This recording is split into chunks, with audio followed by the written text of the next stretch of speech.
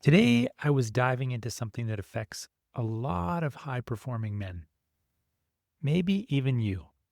Have you ever felt stuck? Like, no matter how much effort you put in, you keep spinning your wheels? Maybe you're crushing it in your career, you're doing all the right things, and yet you feel disconnected, directionless? Like you're just going through the motions on autopilot. If that hits home for you, this episode is going to give you a breakthrough. We're going to talk about why that feeling of being stuck is usually less about your circumstances and more about one key thing: ownership, and how blame, whether it's towards others or yourself, keeps you trapped. Welcome to the Daily Truths and the Weekly Wins, your daily dose of growth and reflection.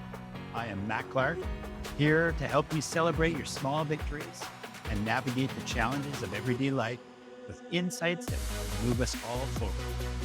Whether you're making coffee or making plans, tune in to start your day on the right foot. Let's dive into today's two truths and find our wins together. Let me take you back a few years. I was working as a football coach and I was doing 7 days a week. On the surface, it looked like I was living the dream: coaching, leadership, high performance. But under the surface, I was out of alignment. I was exhausted, burned out, resentful, and I kept blaming everything around me: the job, the schedule, even myself. But none of that changed anything. The real problem wasn't any of those things. The real problem was that I was outsourcing control of my life. When I finally stopped blaming and started taking ownership, everything shifted. Let's face it, blame feels safe. It lets us off the hook. We feel like, it really wasn't me. But here's the truth: blame, whether it's towards others or towards yourself, disconnects you from your power. It keeps you locked in a cycle of frustration because as long as you're blaming, you're not owning. And without ownership, there's no momentum. Ownership is that moment you say, "This is mine to handle." It doesn't mean anything is your fault. It means you're taking responsibility for your response. And that's where freedom begins. When you lead yourself first, everything falls into place with more clarity. I was working with one of my clients lately who was stuck in the exact loop. He blamed his boss for his stress. He told me, if only my boss would change, I could breathe again.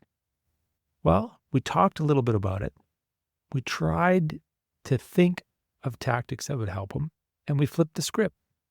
He started owning his boundaries, his communication, his emotional energy.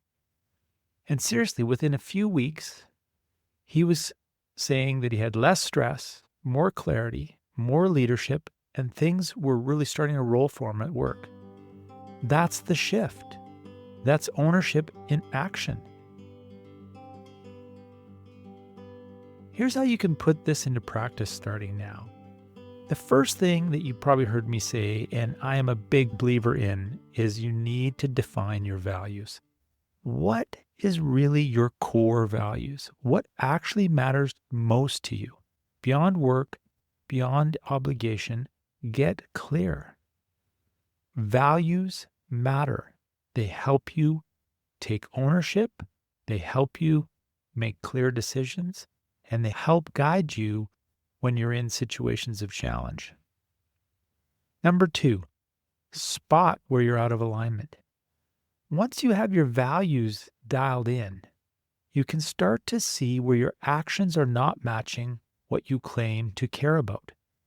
You can start to see where you're living conditioned actions or autopilot as opposed to self-led, self-directed actions.